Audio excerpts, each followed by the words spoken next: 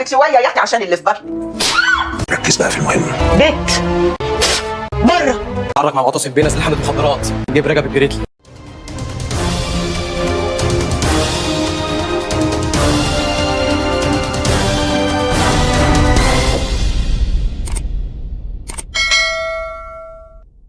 بدأت الحلقة 28 من مسلسل إيش إيش بعد ما إيش إيش ضربت عبد العاطي بالقلم. عبد العاطي ما كانش مصدق نفسه من اللي حصل، وكان حاطط إيده كده على وشه وهو مصدوم، بس صدمنا أكتر برده وقال لها مش هنختلف، القلم ده مش هيغير الكلام اللي احنا اتكلمنا فيه، وأنا مستنيكي تفكري وتردي عليا، مش قلتلك إني لحوح؟ وكان ماشي وسايبها، لكن إيش إيش نادت له وقالت له عبد العاطي بما إنك يعني ما عندكش كرامة ناديلي الحاج وانت خارج. فقال لها وهو بيضحك أوامرك يا ست شروق. وطلع رجب مع إيش إيش، وهم طالعين على السلم كانت شادية واقفة قدام باب الشقة بتاعتها، ورجب قال لها سلام عليكم، فردت عليه وبتقول سلام ولا كأننا جيران، وراحت منادية لإيش إيش وبتقول لها بالراحة على نفسك يا إيش إيش عشان الحمل، ولا صحيح ده انت سقطتي، بس ممكن يكون في حاجة جاية في الطريق. وكانت بتتكلم بتريقة، فرجب نزل لها بكل هدوء وضربها بالقلم. طبعا شادية اتجننت وبتقول له هو انت بتضربني عشانها؟ فاتن قالت لها يلا يما خشي جوه. فقال لها رجب اسمعي كلام بنتك وادخلي جوه، واي مشكله تانية انا هنصفها هي عليكم، وزقها من وشها وقال لها خشي جوه. ودخل رجب مع إيش إيش بيتهم وقال لها مش عايزك تتضايقي من اللي حصل. قالت له ولا فارقين لي. قال لها طيب انا عايزك في حاجه،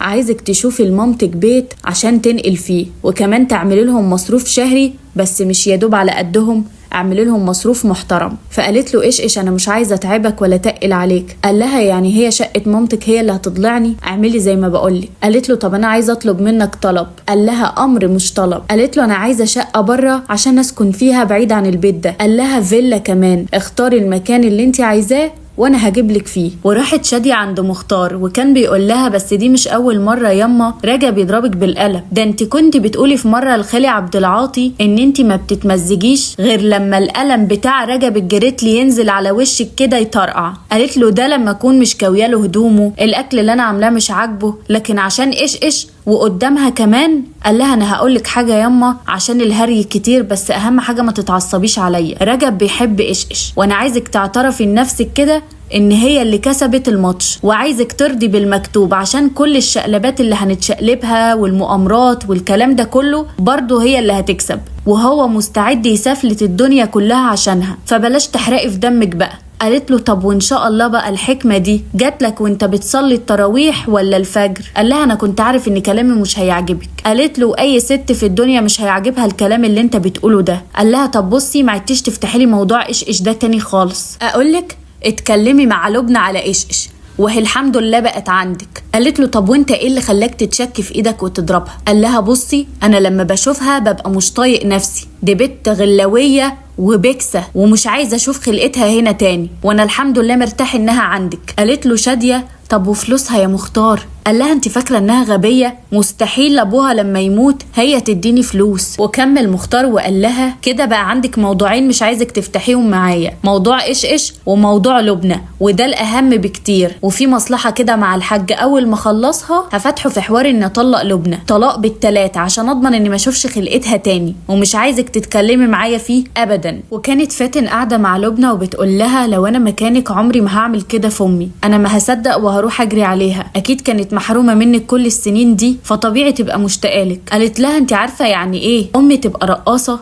دي فضيحه من اللي بتلزق ما بتطلعش، وانا دلوقتي ماليش غير ابويا، هو عمل كل حاجه عشاني، ده زور عشاني عشان ابقى بنت حميده وما بقاش بنتها، عشان ما بقاش بنت الرقاصه. ففاتن قالت لها انك تبقي ام ملوش علاقه بنت شغاله ايه. قالت لها لبنى خلاص انا قررت حياتي هتبقى مع ابويا وخلاص، ابويا بيدافع عني دايما، ابويا ليه الحق عليا في كل حاجه اكتر منها، حتى في موضوع مختار قال لي ما تدلقيش عليه، بس انا اللي كنت غلطانه. فاتن قالت لها على فكره مختار مش غلطان، مختار وافق بالعافيه انه يتجوزك، لكن انت اخترتي انك تتجوزيه، وخديها مني نصيحه من واحدة متطلقة، الطلاق مش آخر الدنيا. وكان فرج واقف مع رجب وكان بيقول له بقى انت رايح تعمل العملية الكبيرة دي مع النوري ومش عايزني ابقى معاك؟ بس انت شكلك كده قلقان، هو احنا ولاد امبارح؟ فقال له رجب الشغل لازم يبقى مظبوط. وبعدها اتفتحت سيره ايش وقال له البت دي شكلها سحرالك. قال له رجب انا ما حبيتش في حياتي قدها، انا بقى عندي نقطه ضعف يا فرج ودراعي يتلوي، انا اللي ما سبتش حاجه غلط الا وعملتها، دلوقتي بقت نقطه ضعفي ايش وما عدتش عايزه اشوف غيرها، عايزه اخلص شغلي بسرعه عشان ارجع لها تاني. فرج سمعه وهو يا عيني عمال يقول كل الكلام ده وشايفه وهو خلاص ما عادش طبيعي اصلا، ما عادش رجب الجريتلي المعروف، فطبطب عليه وقال له ده انت ربنا معاك بقى، فعلا الرجاله لما بتحب زي ما بيقولوا بيتجننوا. تيسير بقى راحت لبوشكاش وكانت عايزاه يساعد نصة في الفرح بتاعه، لكن بوشكاش قال لها هو ابني الوحيد وكل حاجة بس برضه انا مش هساعده. تيسير قالت له منك لله الهي لا تكسب ولا تربح يا بشير. قال لها حلوة بشير دي وسابته ومشيت. ايش بقى كانت قاعدة بتذاكر ورجب بيتفرج عليها، فكانت بتقوله انت هتفضل تتفرج عليا كده يا رجب وانا بذاكر؟ قال لها سيبك من المذاكرة، انت عملت ايه في الشقة بتاعت امك؟ قالت له ما انت عارف مستحيل توافق. قال لها تشتري الشقة وتاخديها بالعافية تروح تقعد فيها ما تسأليهاش. قالت له ماشي، طب سيبك من امي بقى دلوقتي، ما تيجي نروح بكرة اسكندرية نقعد كام يوم فيها. قال لها طب واشمعنى اسكندرية؟